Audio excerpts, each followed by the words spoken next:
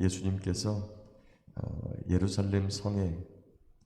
예루살렘에 왕으로 입성하시는 것을 우리에게 보여주시는,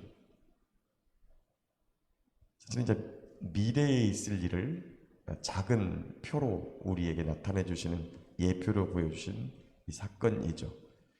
구원을 이루시기 위한 십자가 사역을 마치기 위하여 그 성으로 들어가시는데 왕으로 입성하시는 모습을 보여줍니다.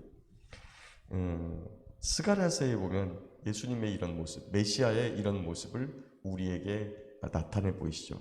그는 겸손하여 작은 것, 곧 나귀 새끼를 타고 왕으로 입성하시는 예수님의 모습을 보여주십니다.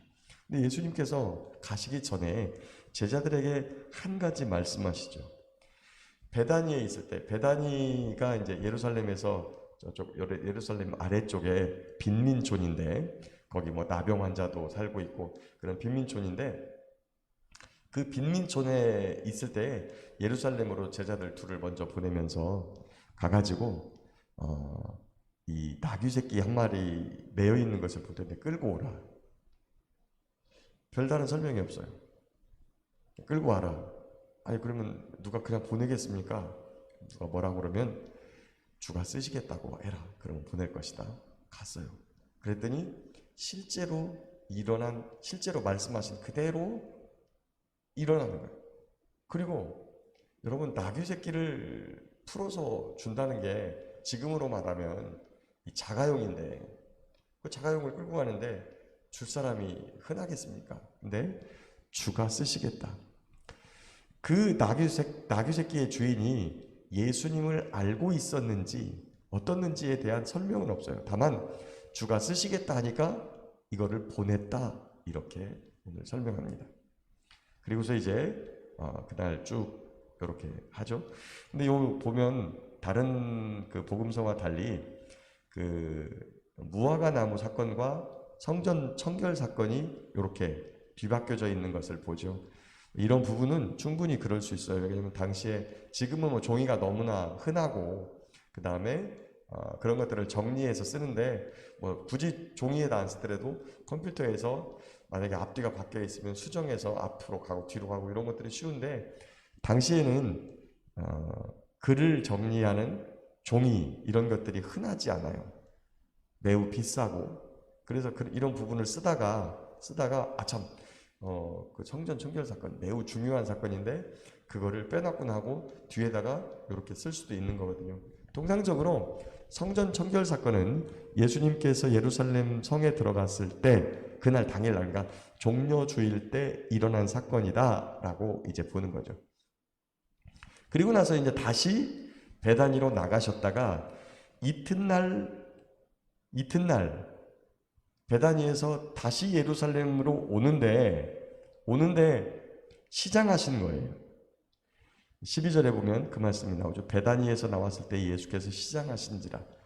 예수님께서도 배고픔, 목마름, 우리가 겪는 모든 이런 아픔과 고통과 부족함과 연약함과 또 하나님 앞에 눈물을 흘릴 정도로, 때로는 슬퍼서 눈물을 흘리고 하나님 앞에 눈물을 흘리면서 기도할 정도로 그런 간절한 마음이 계셨고, 그 정도로 인간적인 인성을 그대로 가지고 계신 거예요. 인성을 그대로 가지고 계신. 그러니까 우리가 예수님이라면 하나님이시니까, 하나님이신데 어떻게 우리가 그분을 따라갈 수 있나, 그분을 닮을 수 있나, 그분처럼 할 수 있나, 이런 생각을 하게 되지만, 예수님은 철저하게 이 땅에 오셨을 때 인성을 그대로 가지고 오신 상태로 십자가에서 죽기까지, 부활하기까지 인성의 상태로 살았다. 그런데 늘 하나님 아버지의 곁에 있으니까, 성령님과 함께 계시니까, 성령이 충만한 상태로 사시니까 예수님이 부족해도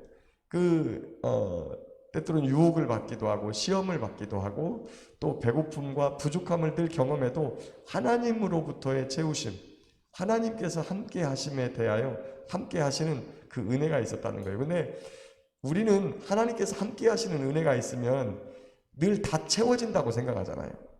부족한 것이 채워진다고 생각하잖아요. 근데 오늘 본문 보면 그 시장하셔서 무화과를 먹으려고 갔는데 무화과에 뭐가 없어요? 열매가 없어요. 열매가. 하나님과 함께 하신다 그래서 우리의 부족함이 내가 원하는 것이 다 채워지는 건 아니다 라는 것을 알 수 있어요. 예수님도 그랬으니까. 하나님이 함께 하신다고 유혹을 안 받는 게 아니에요. 유혹을 받아도 이기는, 하나님께서 어쩌면 안 계신 것 같이 힘든 상황 속으로 자꾸만 내몰려도 하나님이 나와 함께 하심을 믿고 그 어려움을 견디어내는 것이 믿음이라는 거예요. 믿음이 좋다고 해서 모든 게 다 채워지는 게 아니고 해결되어지는 게 아니고 그 다음에 전부 다 고쳐지는 게 아니에요. 그 부족한 상태로 그대로 우리에게 주어질 때도 있다는 거예요. 이런 부분에 있어서 저와 여러분들이 믿음을 끝까지 지키는 것이 굉장히 중요하다는 걸 알 수 있습니다. 오늘 예수님도 그 믿음 좋은 예수님은 하나님의 능력을 전혀 의심하지 않죠. 그럼에도 불구하고 그 예수님에게서 시장함이 해결되지 않아요. 그래서 예수님이 이제부터 영원토록 사람이 되겠어 열매를 따먹지 못하리라 이렇게 그 무화과 나무를 저주하세요. 근데 13절에 보면 이는 무화과의 때가 아님이라 라는 거. 무화과의 때가 아님이라 라고 하는 말씀이 있어요. 이 말씀은 무슨 말씀이냐면 무화과가 1년에 열매를 2번 맺습니다. 2번. 봄하고 여름에. 봄에 맺는 무화과는 그거는 이렇게 거두어 가지고 판매하는 상품이 아니고 나그네에 그러니까 몇 개씩 간간히 달리는 거예요. 그 무화과는 그냥 따먹도록 내버려 두고 여름에는 그 무화과를 이제 거두어 가지고 자기의 소출로 삼아서 팔 수도 있고 이렇게 하는 거예요. 근데 예수님께서 이거를 찾을 때는 봄에 저와 여러분들은 이제 3월달이나 4월 초 뭐 이 정도쯤 됐을 때 무화과로 간 거예요. 근데 무화과가 때가 아니라고 하는 것은 무화과가 안 열리는 때가 아니고 나그네가 먹어야 되는 무화과가 열려 있을 때라는 거예요. 작지만 한두 개지만. 근데 무슨 이유에서인지 이 무화과를 주인이 거두어서 전부 다 팔으려고 몽졸이 땄든지 그러지 않아야 되는데 나그네를 위해서 남겨둬야 되는데 그런 상황이었다고 하는 거죠. 그런 상황을 보고 예수님께서 무화과를 저주하셨어요. 그리고도 이제 그들이 그 다음날 아침에 이 어느 복음서를 보면 뭐 이렇게 아침에 가다가 저녁 때 지나간 것처럼 저녁 때 다시 그 무화과를 지나간 것처럼 이렇게 하는데 그 다음날 아침이 되어서 그 무화과 곁을 지나가는데 무화과가 뿌리채 말라 있는 것을 보게 되었다. 그래서 제자들이 베드로가 생각이 나서 라피오 보십시오. 저주하신 무화과 나무가 말라 죽었습니다. 그랬더니 이제 그들이 경험한 신비한 경험을 한 것을 놀랍게 여기니까 거기 22절에 하나님을 믿으라. 내가 진실로 너희에게 이르노니 누구든지 이 산더러 들리어 바다에 던져지라 하며 그 말하는 것이 이루게 될 줄 믿고 마음에 의심하지 아니하면 그대로 되리라. 우리는 평상시에 기도에 대해서 이 뒤에 나오는 말씀은 이제 기도에 대해서 말씀하시거든요. 분명히 24절에 무엇이든지 기도하고 구하는 것은 받은 줄로 믿으라. 그리하면 그대로 되리라. 이렇게 기도에 대해서도 말씀하셨지만 요 앞에 분명히 23절에 대해서는 말에 대한 부분을 이야기하고 있어요. 저와 여러분들이 기도할 때는 하나님 앞에서 분명히 기도합니다. 그런데 평상시 살아갈 때, 평상시 우리가 말을 할 때는 이 말을 하나님이 듣고 계시다고 하는 사실을, 하나님이 내 말을 듣고 이 말에 대해서 어떻게 이루실 것에 대해서 생각하느냐라고 하는 부분을 좀 생각해 볼 필요가 있습니다. 사무엘상에 보니까 사무엘이 그 말하는 것이 땅에 떨어지지 않았다. 다시 말하면 그대로 이루어졌다라고 하는 것을 우리에게 말씀해 주십니다. 어떻게 그 말하는 것이 그대로 이루어졌을까요? 말 한마디 한마디를 하나님 앞에서 하는 것을, 하나님이 듣고 계신 것을, 그리고 하나님이 그 말씀을 듣고 이루어 줄 것을 그렇게 믿고 있는가 오늘. 그래서 복음서 마태복음에 보면 무슨 무익한 말을 하든지 그 말로 의롭다함을 받고 정죄함을 받으리라. 우리가 하는 말, 우리가 하는 무익한 말에 대해서 나중에 반드시 정죄받고 심판받을 날이 있다. 이것은 하나님을 의식하지 않고 내 마음대로 뱉어내기 때문에. 말은 통상 누구하고 합니까? 하나님하고 하지 않고, 우리가 하나님하고 말하는 것보다 통상적으로 같이 살아가는 사람들하고 말을 많이 해요. 하나님이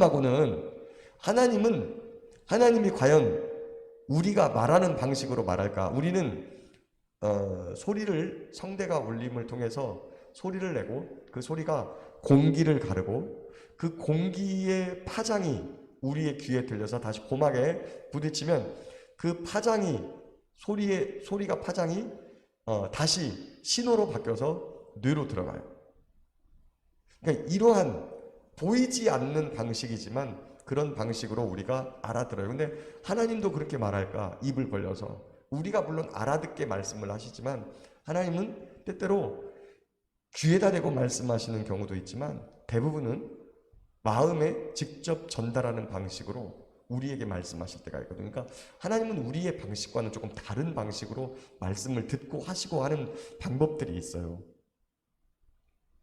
자, 우리가 그 하나님을 의식하면서 살고 있는가? 22절에 하나님을 믿으라.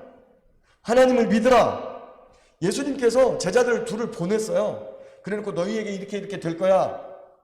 그 전에 하나님께서, 예수님께서 기도를 해서, 하나님, 제가 내일 예루살렘 성에 들어가야 되는데 나귀를 한 마리 보내주시겠습니까? 막 이렇게 기도하지 않았단 말이에요.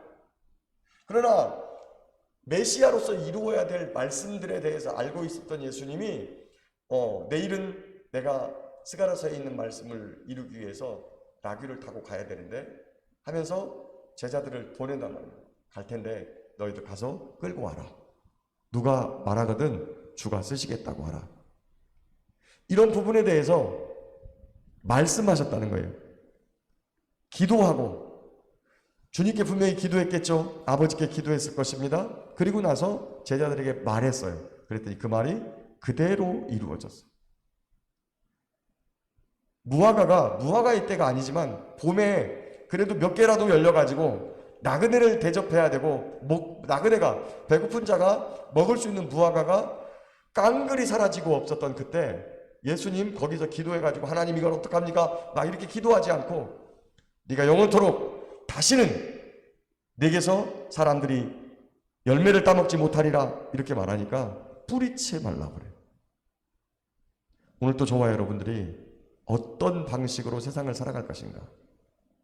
하나님을 믿는 믿음 가운데에서 내 말 한마디, 뱉어내는 작은 말 한마디조차도 하나님이 다 듣고 계시고, 그 부정적인 말, 민수기 14장에 보면 하나님의 약속을 믿지 못하고 원망하고 불평하며, 심지어 하나님의 말씀대로 내가 내게 아름다운 땅을 약속하셨다는 그 말씀, 그 입구 직전에서, 그 땅에 들어가기 직전에서 거기서 그 약속에 대한 부정과 그리고 원망과, 심지어 하나님의 말씀을 믿으라고 하는 사람을 향해서 돌을 던지는 그러한 악한 말을 뱉었을 때 하나님이 내가 네 말한 그대로 내가 너에게 해주겠다라고 하는 말씀처럼, 내 말이 하나님을 믿고 살아갈 때, 믿으면서 하나님을 믿고 살아가면서 뱉어낸 내 말 한마디 한마디가 땅에 떨어지지 않고 하나님이 받으셔서 그 말씀을 이루어 주신다고 하는 이 너무나 놀랍고도 황송한 말씀은 바로 우리의 믿음을 따라 역사하시는 하나님의 은혜를 우리에게 보여줍니다. 그것뿐만 아니라 기도할 때 무엇이든지 우리가 하나님 앞에서 말하고 우리가 구하는 것은 받은 줄로 믿어라. 그리하면 그대로 되리라. 사무엘의 엄마 한나가 하나님 앞에 아들을 구하고 있을 때 엘리 제사장을 통해서, 당시에 사실 엘리 제사장이 영적으로 매우 탁한 상태에 있었지만 그가 하는 말이라도 하나님이 주신 말씀이라고 믿고 가서 다시는 근심하지 않고 마치 아들을 받은 것처럼 행동할 때 주님의 놀라우신 은혜와 역사가 함께 드러났다고 하는 것이죠. 그리고 그와 더불어 딱 한 가지 더 해야 될 게, 기도할 때 무슨 혐의가 있거든, 다시 말하면 우리에게 잘못한 사람이 있거든 용서해 줘라. 하나님께서도 너의 잘못을 용서하시고 너의 기도를 들어주실 것이다 라고 우리에게 말씀하시고 있는 겁니다. 사랑하는 성도 여러분, 오늘 2020년 12월 마지막 날입니다. 하나님이 우리와 함께 하십니다. 아멘. 하나님이 우리의 기도를 들어주십니다. 아멘. 하나님이 우리의 말을 듣고 계십니다. 아멘. 그 말이 하나님을 인식하고 믿고 그분이 함께함을 믿고 살아가는 저와 여러분들의 말이 땅에 떨어지지 않고 예수님처럼 그대로 이루어지는 놀라운 은혜의 날이 되기를 예수님의 이름으로 축복합니다.